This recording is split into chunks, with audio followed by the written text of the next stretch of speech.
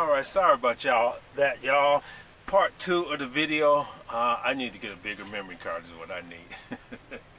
Alright, it is cold as shit. I'm in Charlotte, Nebraska, outside of Omaha, Nebraska, picking up a load from Cargill. My dispatcher finally got it right. I am on my way to Las Vegas, Nevada. Yeah. And I got 2 stops there, and then I'm on to Irvine, California. Yeah, somewhere warm. But I'll probably enjoy that load. I'm not sure if I'm going to take a 34-hour restart, thinking about it. But let's talk about this 6-year, $325 billion long-term highway bill. Thank you! Because we know our highways are messed up, and I'm tired of driving on them. So let's talk about it.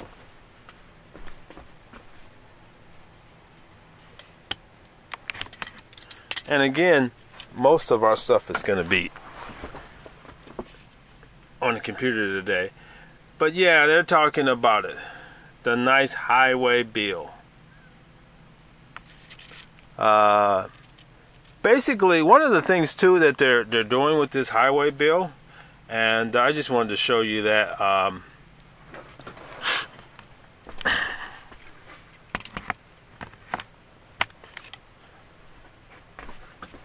One of the things they're doing with this highway bill is they're also taking off the CSA scores on public view, which I think is pretty good, because you know, these CSA scores really don't determine how well a driver can drive. You know, I mean, you know, somebody has a little fender bender or a speeding ticket, and all of a sudden now they got high CSA scores, and now you know, companies can't get contracts, and it's just a bunch of mess. That CSA score don't determine anything, and then they're finally coming to the conclusion that it really isn't effective. So they're removing it from public view. So I'm assuming that contractors will not be looking at that as much, and companies won't be more that concerned about the CSA scores. But they're taking that away with this new highway bill they have, and we need to fix our roads. Woof, they need to fix our roads. But that's good news. Here's a quick little video. I guess DOT is trying to regulate our trucks, scale. They want to take over the driving on our truck. Let me show you a quick video real quick.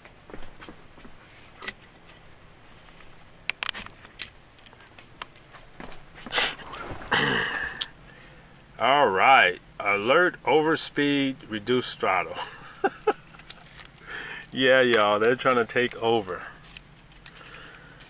And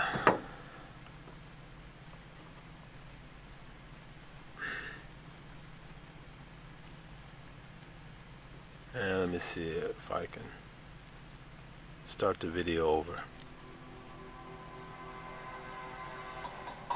For the first time in the North American commercial vehicle industry, 3 component technologies, camera, radar, and brakes, have been fused together with groundbreaking results.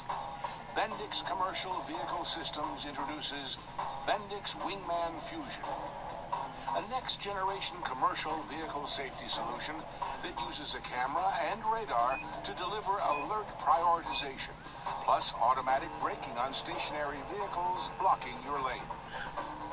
Let's take a look at 4 scenarios that will highlight this leading-edge active safety technology.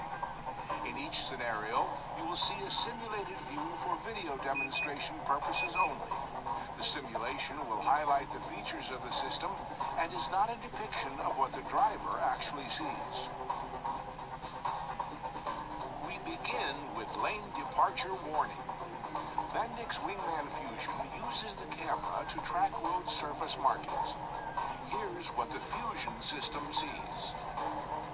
Note how the radar and camera continue to track moving vehicles in addition to the traffic lanes. As the vehicle drifts, Fusion provides an audible alert until the driver corrects his course. Now, let's look at the following distance alert with enhanced collision mitigation. In this scenario, a vehicle moves in front of the driver's path and hits the brakes suddenly. Here's what Fusion sees. Notice how the camera and radar track the vehicle as it moves in suddenly. Fusion issues an alert, and as the gap with the forward vehicle closes, the beeping increases, warning the driver of a possible impact. Fusion also applies the brakes, helping the driver to potentially reduce the severity or possibly avoid impact altogether. In the third scenario, we focus on overspeed alert and action, a groundbreaking feature of Bendix Wingman Fusion. Here's what Fusion sees. The Fusion camera reads the speed limit sign, then compares it to the vehicle's actual speed. If the driver exceeds the speed limit by 5 miles per hour, an audible alert will signal the driver to slow down. If the driver exceeds the speed limit by 10 miles per hour or more, Fusion will deliver an alert plus a 1-second dethrottle of the engine to get the driver's attention. Safety Direct will also capture a video of the event and wirelessly transmit it to your fleet for analysis and coaching. In our final scenario, we'll take a look at automatic braking on a stationary vehicle. Here's what Fusion sees. Stationary vehicle braking is possible because the system uses both radar and camera data to confirm the vehicle ahead. Notice how they work together to track the moving vehicle and the stationary vehicle at the same time. As the forward vehicle moves around the stopped vehicle, it exposes a line of stopped traffic.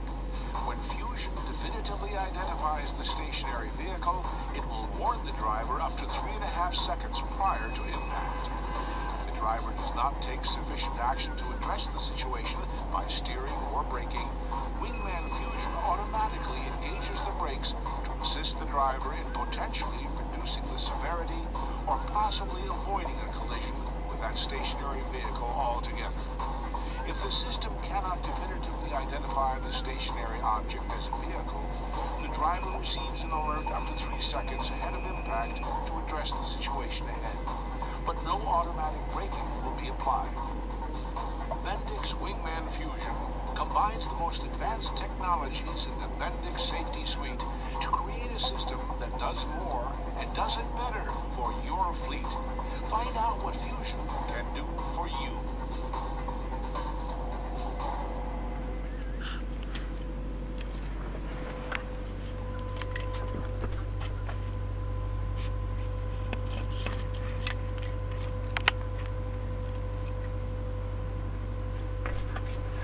Alright, y'all, I don't know what you think about that, but I don't like it.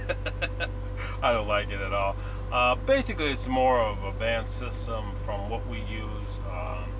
A lot of us have the on-guard system where we put it on cruise control. It automatically kicking the engine brake when it's over 5 miles per hour, and of what you set to cruise control, and it'll automatically brake. This is just a more advanced system to that.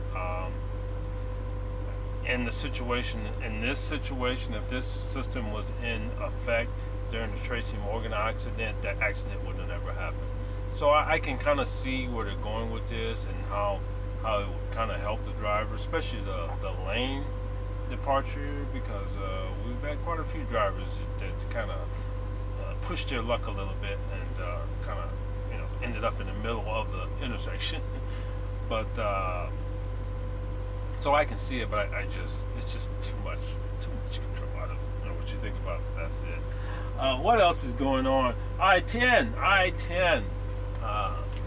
Take a look at this right here on I-10.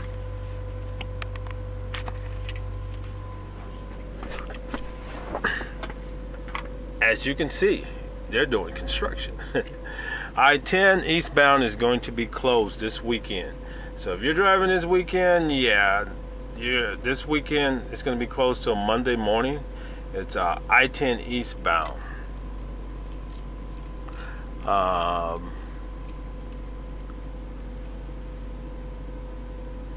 guess they're doing some maintenance on it, but that's basically all we got. Right outside of Phoenix, Arizona.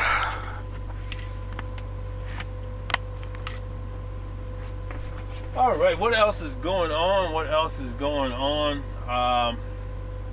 Apparently, FedEx and a bunch of contractors for FedEx is in a battle.